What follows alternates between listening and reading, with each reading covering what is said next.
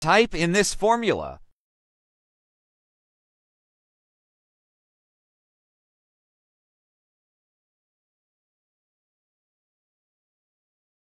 Select the numbers. Choose More Number Formats. Choose Custom and type in D. Use conditional formatting to gray out the dates not in this month. Enter this formula.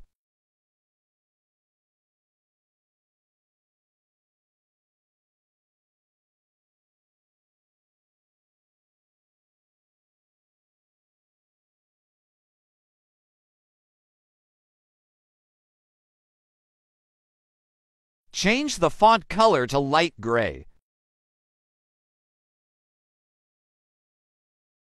Change the month to see the calendar work in live action. And follow for daily tips.